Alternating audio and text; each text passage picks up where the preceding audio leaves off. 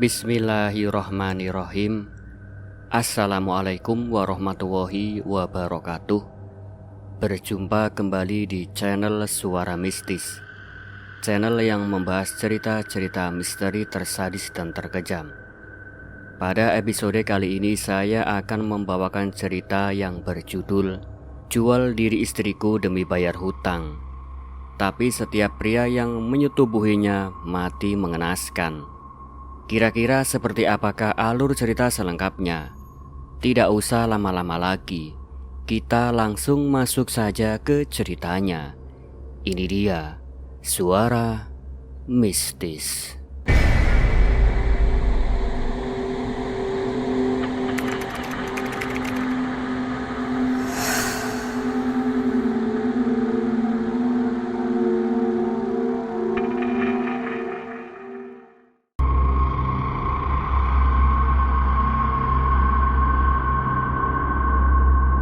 Pulang dari Malaysia tanpa tabungan, Rojiah kembali disambut hinaan keluarga dan cibiran tetangga. Di Purwodadi, ia dinikahi Bahrun yang manis di mulut dan getir di perbuatan. Lelaki ini menyeretnya ke jeratan hutang Syarif dan Wak Jamil. Saat segala pintu rezeki tertutup, Mak Rasti menawari jalan cepat ritual, jual musuh. Di gua keramat menukar nyawa orang yang dibenci menjadi uang. Rojiah kelelahan oleh caci dan akhirnya setuju. Uang ratusan juta pun muncul, tapi damai tak kunjung datang. Para lelaki yang menyentuhnya mati satu-satu dengan cara tak wajar. Bahrun makin rakus, hubungan mereka retak. Aulia diganggu hal-hal yang tak terlihat, dan uang lenyap seperti asap. Di puncak horor, Rojiah mengetahui tumbal sejati bukan musuh, melainkan orang-orang paling dekat. Ia memilih melawan sumber kutukan, bersekutu dengan Ustadz Fadil, dan menghadap gua untuk memutus perjanjian. Harga yang harus dibayar, melepas seluruh uang, membuka aib, serta menanggung kematian yang sudah terlanjur terjadi. Akhirnya, Rojiah selamat. Namun tercabik batinnya. Ia hidup sederhana bersama Aulia, Bahrun dan para rentenir menuai balasan. Di Purwodadi, kabar tentang perempuan yang membawa maut menjadi legenda yang membuat orang menunduk saat menyebut namanya. Pesawat mendarat ketika langit di Purwodadi berwarna abu-abu. Rojiah turun dengan ransel tipis, jahitannya longgar di beberapa sisi, dan sebungkus oleh-oleh sisa ringgit yang berubah jadi kue murahan di bandara. Di kepalanya masih tersisa dengung mesin, juga percakapan yang tak selesai. Suara majikan di Malaysia yang menahan gaji terakhir karena kasir salah hitung. Suara agen yang lenyap tanpa jejak, dan suara Aulia di dalam ingatan yang memanggil Mama dengan napas pendek. Ia naik bus antar kota, lalu ojek, sampai akhirnya berdiri di depan rumah milik ibunya. Atap bergemerisik genteng tua yang pernah berjanji menahan hujan. Pintu terbuka separuh, bau minyak goreng, bawang, dan keringat kerja bercampur jadi satu. "Assalamualaikum," ucap Rojiah, suaranya patah-patah. Ibunya menoleh. Sejenak ada kilat lega, lalu redup kembali secepat awan menutupi matahari. "Waalaikumsalam," jawabnya pelan dan datar. "Kamu pulang juga?" Rojiah menaruh ransel di lantai, tangan gemetar menahan malu.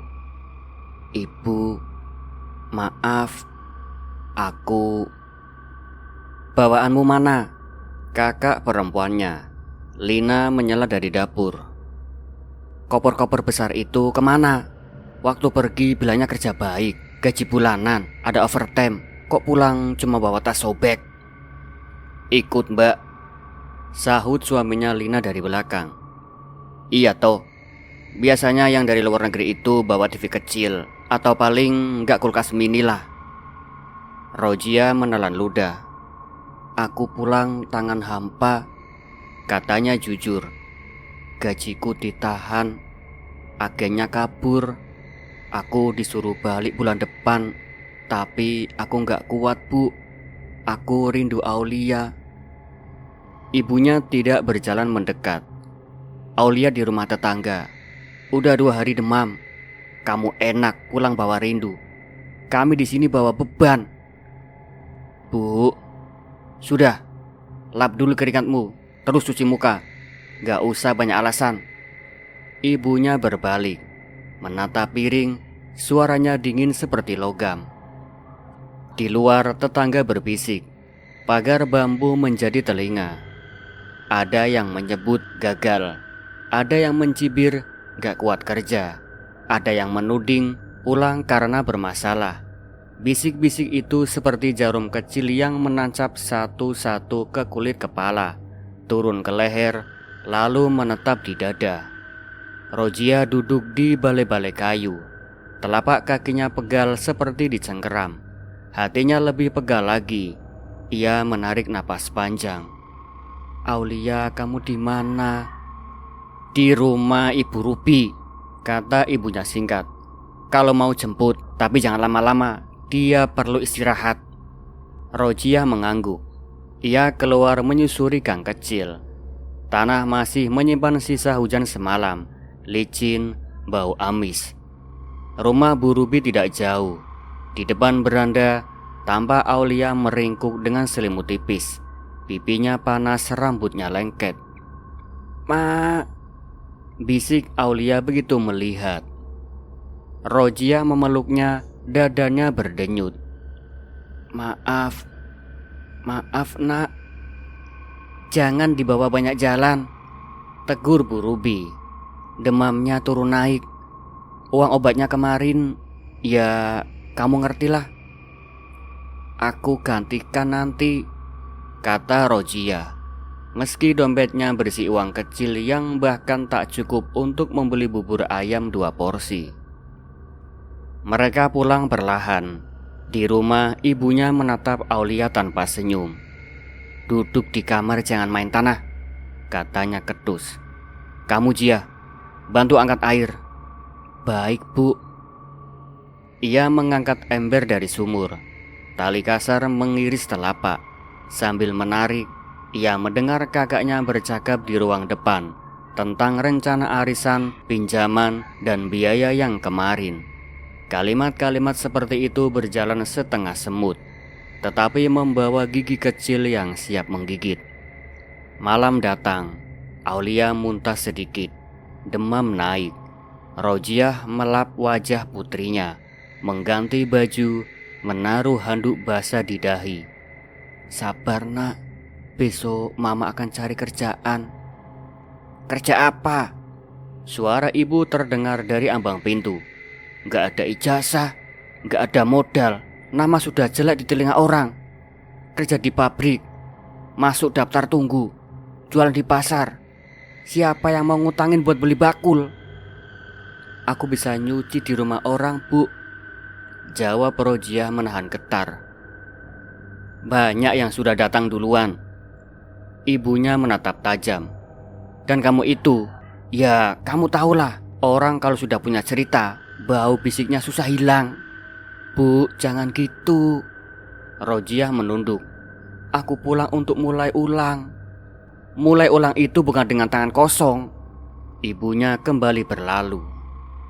Rojiah memandangi Aulia yang merintih sambil menggigit bibir kecilnya. Ma. Aulia menarik tangan ibunya. Jangan pergi lagi. Aku di sini, nak, bisik Rojiah. Mama janji. Pagi berikutnya sinar matahari kotor menembus tirai. Rojiah menyapu halaman, menimba air, mencuci panci. Kak Lina lewat sambil menguap. Ada kabar Jia, katanya Sarif mau kesini. Rojiah menoleh. Sarif siapa? Rentenir. Uang ibu bulan lalu kan belum lunas. Bunga jadi gendeng, sahut Lina, menoleh mengumumkan jadwal ronda. Jantung Rojiah terperosok. Tak lama Sarif muncul di teras. Kemeja putihnya terlalu terang untuk pagi yang kusam. Senyumnya tipis seperti garis pisau. "Assalamualaikum," ucapnya tegas. "Waalaikumsalam," jawab ibu berusaha sopan. "Silakan duduk, Pak." "Terima kasih." Sarif meletakkan buku catatan kecil, membuka pelan seperti membuka doa. "Bu, jatuh tempo. Sesuai janji, saya ini orangnya enak diajak bicara, tapi angka ya tetap angka." "Belum ada, Pak Sarif," kata itu suaranya mengecil. "Gini saja ya, Bu, saya kasih pilihan 3 hari. Kalau masih belum ada, saya minta jaminan. Serba gampang, saya bukan makan orang." "Jaminan apa, Pak?" "Sepeda motor atau tenaga kerja." Ia melirik ke arah Rojiah. "Di salah satu kios butuh orang yang bisa jualan malam, menghitung, menyapa, menemani tamu. Bayarannya harian dan cepat lunas." Rojiah merasakan hawa di tengkuknya jadi beku. "Saya bisa cuci, Pak, bisa masak, gak bisa jaga kios malam." Sarif menatapnya seperti menatap barang. "Sayang," ujarnya singkat, lalu tertawa kecil tanpa suara. "Kios saya butuh yang wajahnya ramah. Orang kalau beli suka lihat senyum." "Pak Sarif," ibu berdehem, "anak saya baru pulang. Anaknya masih sakit. Boleh jangan yang malam, Pak." Sarif menutup buku. 3 hari, Bu. Jangan bikin saya repot." Ia bangkit memperbaiki kerah lalu pamit pergi. Pintu menutup. Udara dalam rumah rasa-rasanya jadi tipis. Aulia batuk di dalam kamar. "Bu," kata Rojiah pelan, "aku usahakan cari kerja siang ini juga." Ibu memijit pelipis. "Siang kamu cari, malam kamu jaga Aulia. Jangan bikin anak itu sendirian." Kemudian lirih ibu menambah, "Andai kamu pulang bawa simpanan sedikit, kita nggak akan begini." Rojiah mengangguk. Ia keluar rumah menapaki gang. Di kepala daftar tempat muncul: warung, kios pulsa, laundry, rumah makan, dan kios sayur. Satu persatu ia datangi. Satu persatu ia ditolak halus, ditolak kasar, atau diminta untuk menunggu kabar.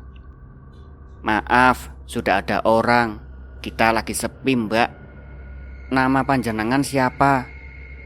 "Oh, Rojiah." "Wah." Nama itu jatuh seperti batu ke sumur, menimbulkan riak kecil yang cepat hilang, menyisakan air yang keruh. Menjelang sore ia duduk di tepi parit, menatap air kecoklatan yang mengalir malas. Mata perih, lambung kosong, mulut kering. Ia ingin menangis, tapi air mata seakan sudah habis di perbatasan Malaysia di ruangan bea cukai ketika petugas menjamah barang-barangnya, menanyakan mana selip gaji, dan ia hanya bisa mengangkat bahu. "Assalamualaikum." Suara lelaki membuatnya menoleh. Seorang pria berkemeja lusuh berdiri di dekat pagar kayu. Tubuhnya kurus, kumisnya tipis, mata teduh yang seperti pernah melihat terlalu banyak hal. "Kamu Rojiah ya?" "Waalaikumsalam," jawabnya hati-hati. "Iya, saya Rojiah." "Aku Bahrun. Kemarin ikut bantu panen di sawahnya Pak Raffi. Dengar-dengar kamu sudah pulang." "Pulang?" Rojiah mengulang tanpa tenaga. "Di warung Bu Ruby tadi aku lihat kamu lewat. Mau cari kerja ya?" Rojiah mengangguk. Bahrun berdiri canggung. Kalau butuh bantuan angkat-angkat, bilang saja. Aku kadang kerja bangunan, kadang bantu panen, kadang ojek. Gak pasti sih." Ia tersenyum simpul. "Tapi kalau antar untuk ke puskesmas aku bisa. Anakmu sakit kan?" Sakit, kata Rojia. Ia demam. Sini, Bahrun menunjuk arah gang. Sore ini puskesmas masih buka. Rojia menimbang. Aku nggak bawa uang. Ada BPJS desa, sahut Bahrun. Kalaupun ada biaya, aku talangi dulu. Rojia memandangnya. Di balik kelusuhan baju dan bau matahari yang menempel di kulitnya, ada sesuatu yang tampak jujur. Mungkin hanya lelah yang mirip dengan lelahnya sendiri. Terima kasih. Mereka berjalan ke rumah. Ibu mengizinkan Aulia dibawa dengan raut wajah yang sulit dibaca. Hati-hati, katanya. Dingin paling hangat yang sanggup ia keluarkan hari itu. Di puskesmas Aulia diperiksa. Demam virus ini, Bu, kata perawat. Banyak minum, obat turun panas, dan jangan lupa dikompres. Berapa, Bu? Tanya Rojia. Perawat menutup map. Gratis. Ini program desa, Bu. Rojia mengangguk lega setengah. Di luar matahari sudah condong.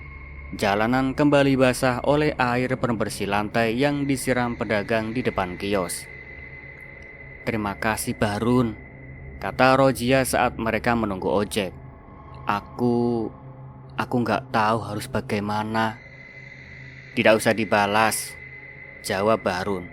Kalau kamu butuh apapun, bilang saja. Ia ragu sejenak, lalu menambah. Kalau mau besok aku bantu carikan kerja di tempat bangunan atau di gudang beras. Gajinya nggak gede sih, tapi kan halal. Halal itu cukup, kata Rozia. Kalimat itu hampir seperti doa. Malamnya Aulia tidur lebih nyenyak. Obat turun panas bekerja perlahan. Rozia duduk di samping ranjang, menatap wajah kecil itu hingga rasanya waktu ikut duduk bersamanya. Ibunya masuk pelan. Tadi sore tetangga datang, katanya. Mereka bilang kamu pulang tanpa kiriman uang. Aku kan malu. Rozia meremas ujung kerudung. Maafkan aku, Bu. Ibu berdiri di ambang, memandangi cucunya. Bahrun itu siapa? Teman kampung, Bu. Dia orangnya baik. Baik? Ibu mendengus. Baik itu mudah dari awal, sukar di akhir. Aku tahu. Rozia menahan napas. Tapi setidaknya hari ini anakku minum obat, Bu.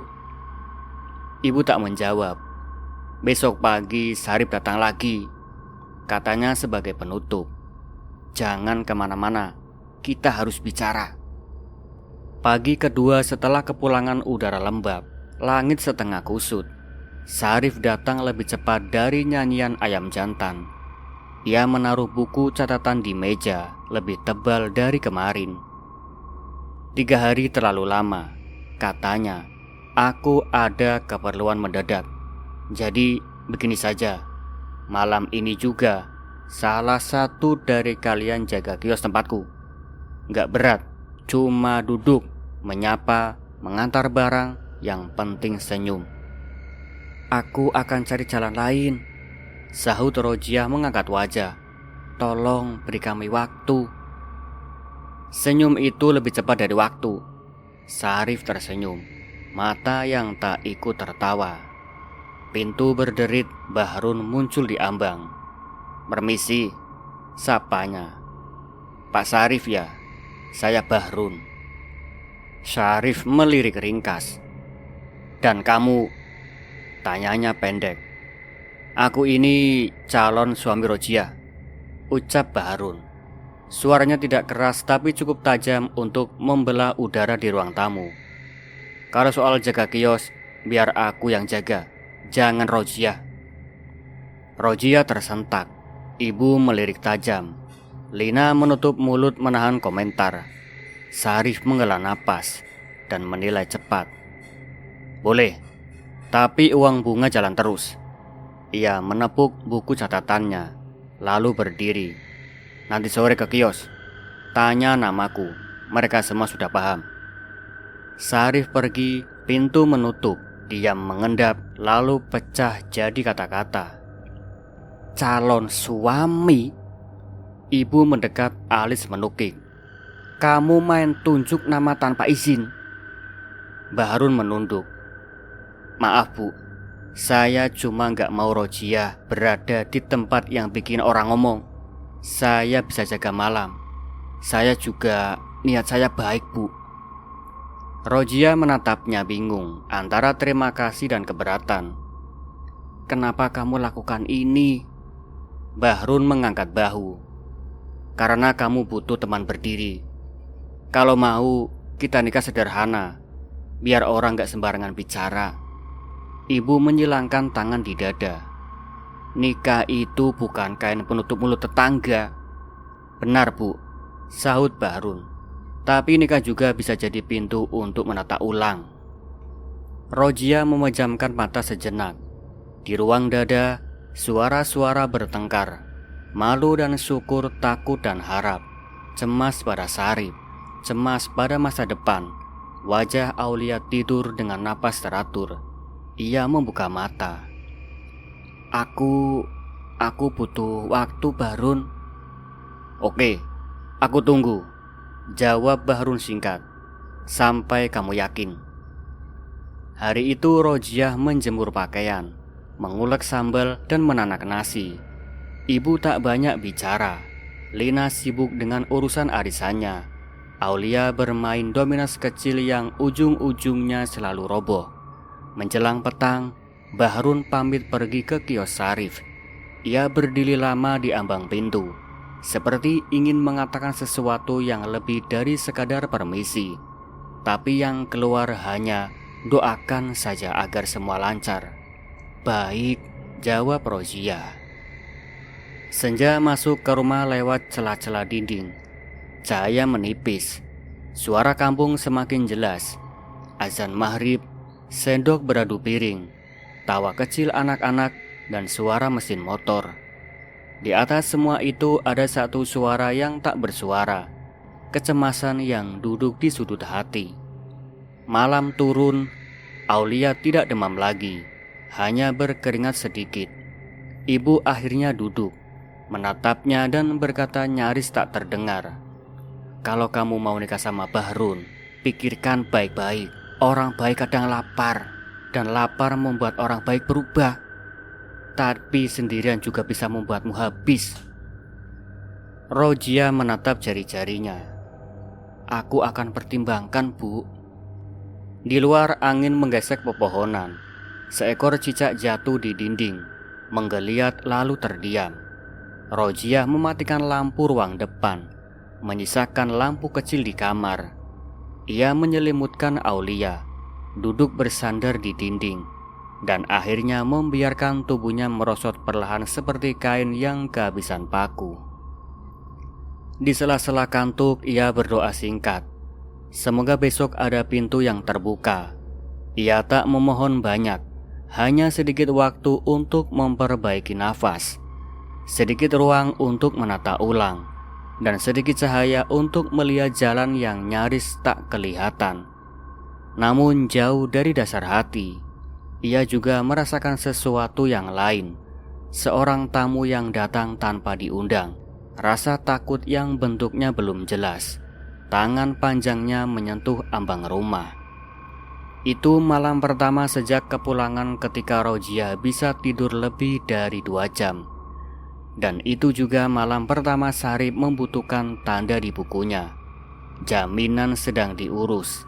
Di halaman berikutnya, ia menulis nama lain dengan huruf kecil yang hemat tinta, Bahrun. Pagi akan membawa kabar, pikir Rojiah sebelum benar-benar lelap. Ia belum tahu kabar seperti apa. Tetapi jauh di ujung gang, ada seseorang yang sudah menunggu sejak lama. Bukan kawan, bukan pula musuh, melainkan sesuatu yang selalu datang ketika orang kalah oleh hidup dan ingin menang dalam sekejap. Sesuatu yang menaruh lubang di tengah harapan, dan menyebut lubang itu adalah jalan pintas. Musim kemarau datang dengan angin yang tidak kering-kering benar.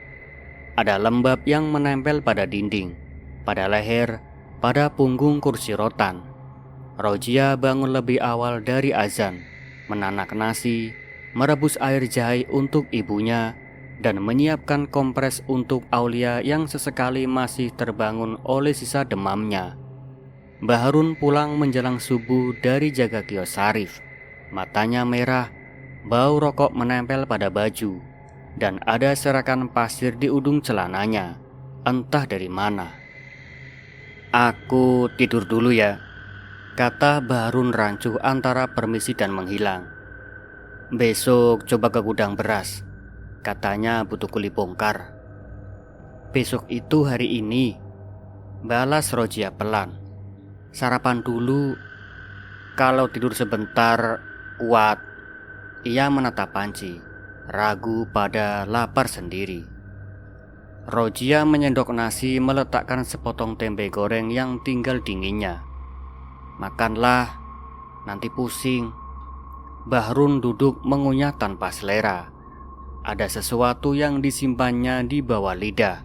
Bukan kabar baik, lebih seperti kerikil yang tak dapat ditelan. Ia menenggak air, bangkit ke kamar, dan tertidur miring. Napasnya berat, sementara sinar pagi merangkak ke lantai. Siang itu, kabar datang lebih cepat dari matahari tinggi. Gudang beras batal merekrut. Truk pengiriman telat. Bongkar muat ditunda. Mbah Harun berjalan pulang dengan langkah yang mencoba terlihat biasa. Di depan gang, Wak Jamil berdiri di atas motor. Kemeja motif kecil-kecil, senyum yang seperti memamerkan gigi. "Run," sapanya sambil menepuk jok. "Sini." Mbah Harun menoleh. "Ada apa, Wak?" "Utang ibumu lewat jatuh tempo. Bunga tipis saja." Wak Jamil mengangkat 2 jari. "Tapi bunga itu tidak pernah tidur."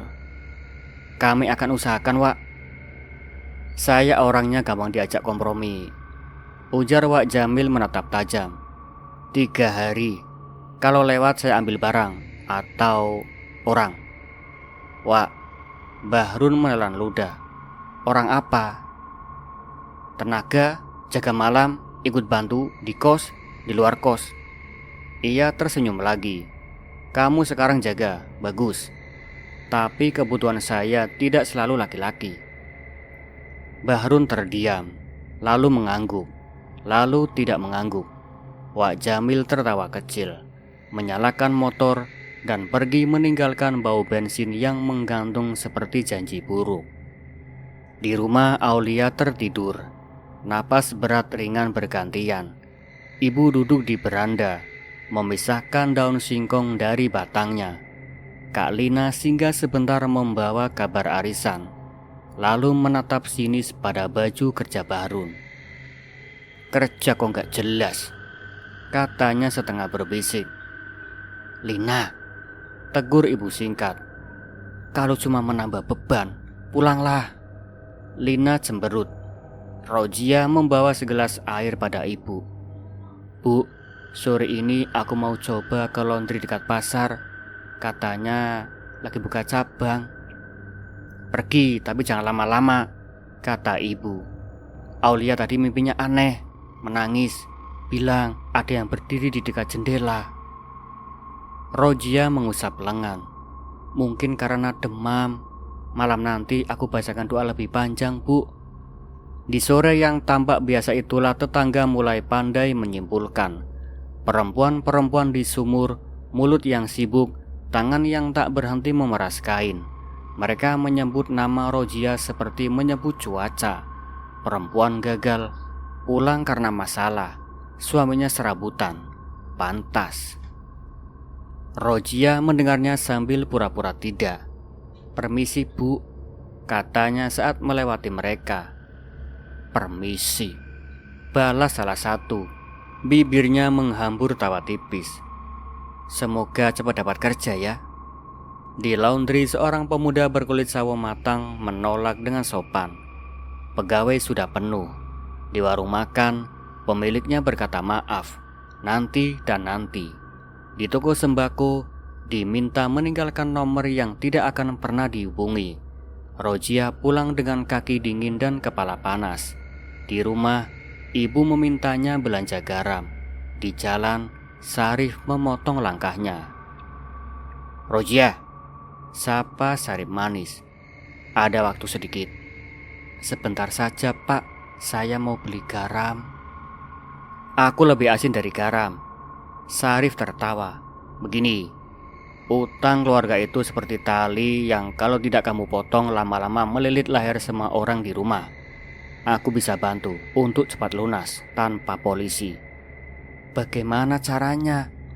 Suara Rojiah tetap sopan, tetapi dingin merayap dari pergelangan tanpa ketengkuk. "Kamu menemani kolega," jawab Sarif seperti menyebut kerja di gudang. "Jalan-jalan, makan, duduk-duduk, dengerin cerita orang, santai. 1 malam angka lunas bergerak banyak, 2 malam beres." "Saya sudah menikah, Pak," ucap Rojiah. "Justru itu, kolega suka perempuan yang terlihat aman." "Saya tidak bisa." Sarif menatap bibirnya menipis. "Jangan keras kepala. Aku lihat anakmu mulai sering sakit. Rumahmu kecil. Bapak mertuamu, maaf, ibumu pinjaman menumpuk. Kau tidak mau keluargamu diambil barangnya kan?" "Saya tidak bisa." Rojiah mengulang lebih pelan. "Tolong, jangan ganggu saya." Sarif menghela napas, mengangguk seperti seorang guru memaafkan murid bodoh. "Baik, dipikir-pikir lagi. Aku orangnya sabar, tapi bunga tidak." Malam itu angin membawa aroma yang kenal dari Malaysia. Minyak rambut di asrama, deterjen murah, dan jamur yang tumbuh di sudut kamar mandi. Rojiah menyiapkan makan malam sederhana. Aulia duduk di dekatnya, menggambar lingkaran dengan pensil pendek. Bahrun pulang dari kios, lelah yang tak menggambarkan hasil. "Gimana?" tanya Rojiah. "Seharian kosong," jawab Bahrun. "Malam nanti katanya ramai." Ia berdehem tentang tawaran Sarif. Rojiah menatap piring. "Apa?" "Dia bicara padaku juga," kata Bahrun menahan pandang. "Soal menemani kolega. Katanya 1 malam bisa mengurangi bunga banyak." "Dan kau bagaimana?" Bahrun diam, lalu menggosok alis. "Aku pikir kita tidak punya banyak pilihan." Rojiah menahan napas. "Pilihan selalu ada. Tidak untuk orang seperti kita," sahut Bahrun lebih cepat dari seharusnya. "Ibumu bisa diambil barangnya. Aulia butuh obat. Aku tidak ingin lihat kalian diusir." Jadi Rojiah merasakan sendi-sendi tangannya ingin menguntuk. "Sekali saja," kata Bahrun. "Kau temani, duduk, senyum, tidak perlu." "Stop!" Rojiah memotong. "Jangan sebutkan." Bahrun memejamkan mata sebentar, lalu berkata, "Jia, aku malu bilang ini, tapi kenyataan menempel seperti keringat. Kita kepepet." "Kepepet itu bukan alasan untuk menjual diri," ujar Rojiah, suara tenang yang membuat kata-kata seperti paku. "Aku pernah pulang tanpa uang.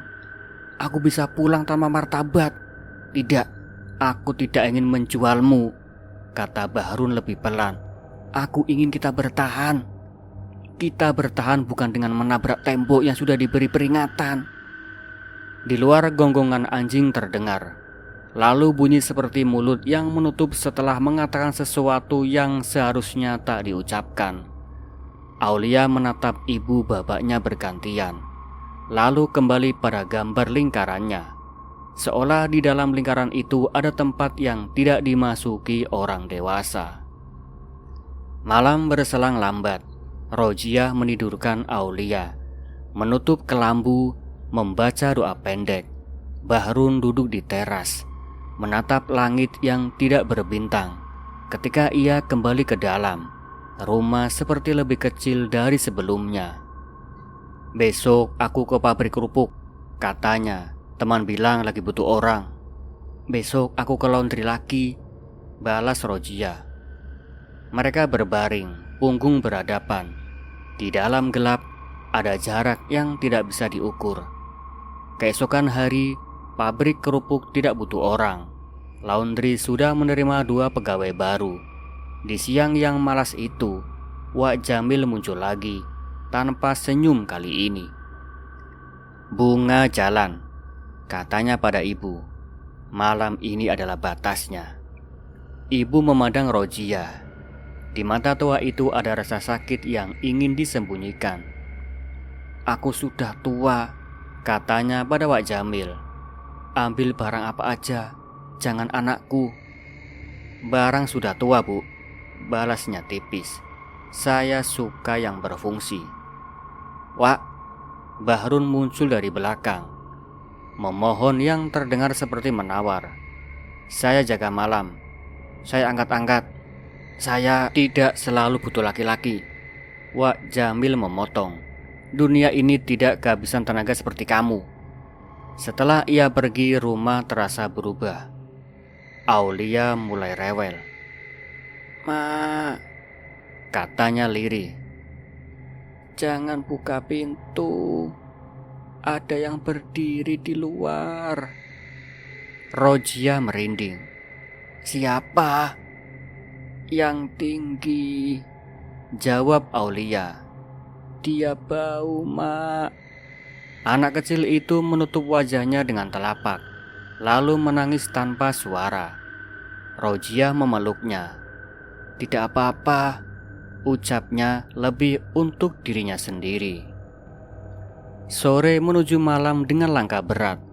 Sarif mengirim pesan lewat anak buah. "Kesempatan terakhir. Malam ini."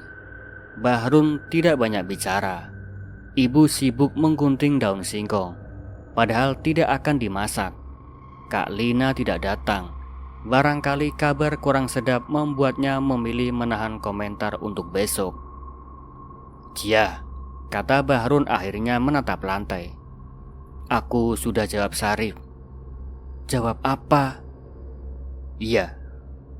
Kata itu tidak keras, tapi seperti barber kecil yang dijatuhkan ke kaki. Rojia menutup mata, bukan untuk mengusir marah, melainkan untuk merawat martabat yang tersisa agar tidak lari lewat napas.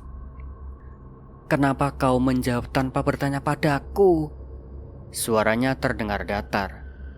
"Karena kalau aku bertanya, kau akan bilang tidak, dan kita akan diambil semuanya.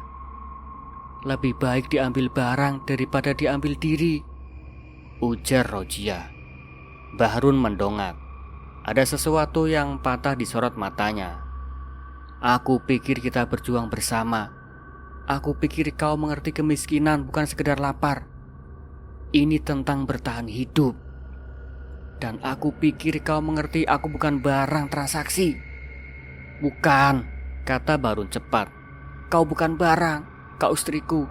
Justru itu." Mereka kembali diam.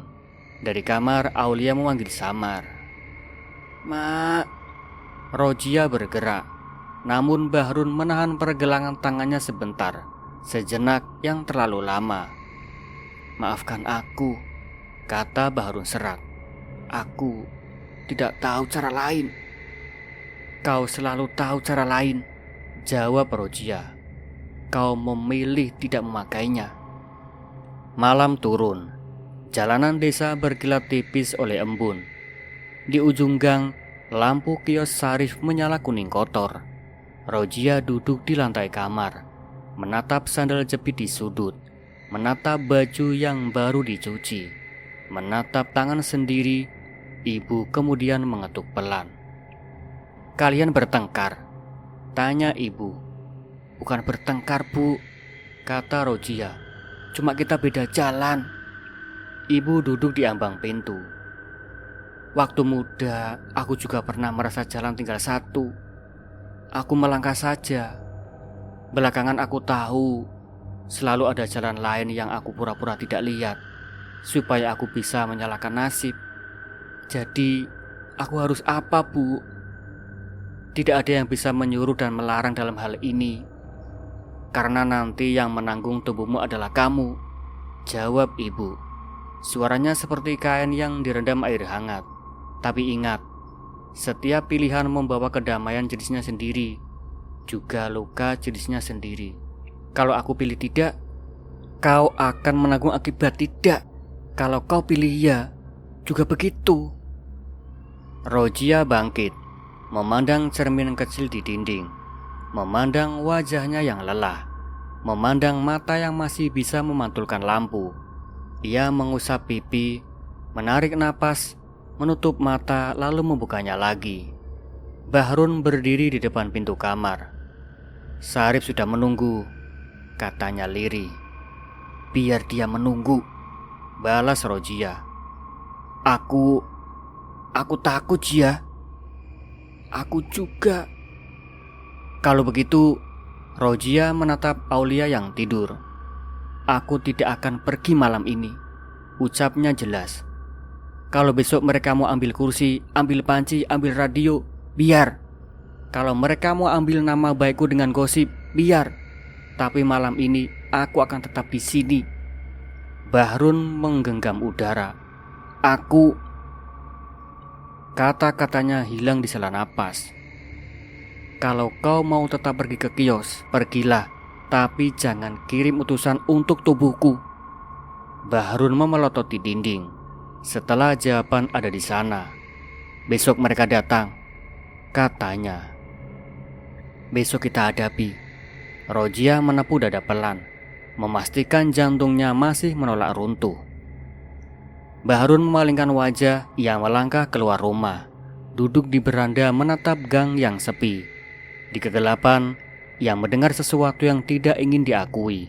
Dari arah kios Sarif, tawa laki-laki pecah, lalu reda, lalu pecah lagi. Ia menunduk. Maaf, gumamnya entah pada siapa. Di dalam kamar, Rojia merungkuh Aulia. Anak itu mengigau. Ma, jangan buka pintu. Rojia mengelus rambutnya. Tidak, nak, bisiknya. Pintu tetap tertutup. Tetapi pintu tidak selalu kayu dan engsel. Ada pintu lain yang merayap dari dalam kepala, dari luka lama, dari gosip yang tidak pernah selesai. Dan malam itu, di sela-sela doa yang dirapalkan pelan, Rojia mencium bau yang belum pernah ia cium di rumah ini. Campuran amis uang baru dan keringat orang asing, aroma yang tinggal di udara cukup lama untuk membuat lampu bergetar. Lalu hilang seperti tamu yang tahu kapan harus pulang. Besok mereka akan mengetuk dengan cara lain, di jam yang tidak nyaman, dengan syarat yang tidak ditulis. Malam turun sepenuhnya. Pada jam di mana ayam belum bermimpi apa-apa, keputusan telah dibuat. Meski tidak ada yang merasa menang, Rojia memilih bertahan di dalam. Bahrun memilih keluar, untuk jaga kos, juga untuk menjaga rasa takutnya sendiri agar tidak tumbuh terlalu cepat. Sarif memilih menunda amarahnya hingga esok pagi, ketika angka bisa diubah menjadi ancaman yang lebih mudah dimengerti. Di ujung gang, suara sepeda tua melintas, diikuti bunyi rantai yang bergesekan. Di halaman rumah, bayang-bayang pohon seperti orang yang ingin mendekat tetapi ragu. Aulia tidur, mulutnya sedikit terbuka, napasnya akhirnya teratur. Rojia memejamkan mata, mengukur ketabahan dengan jari 1, 2, 3, hingga suara jangkrik menjadi irama yang menenangkan.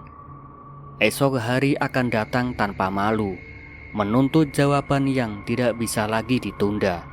Untuk sementara, malam meminjamkan punggungnya agar mereka dapat bersandar sejenak, sebelum berdiri lagi, dengan tangan yang belum tentu kuat, tetapi tetap terulur ke depan. Nah, kira-kira apakah Rojia akan menerima tawaran dari Wak Jamil? Dan apakah semua itu akan bisa menyelamatkan nasib keluarga kecilnya. Jika kalian penasaran dengan cerita selengkapnya, ikuti terus di channel Suara Mistis. Akhir kata, saya pamit undur diri. Sekian, wassalamualaikum warahmatullahi wabarakatuh.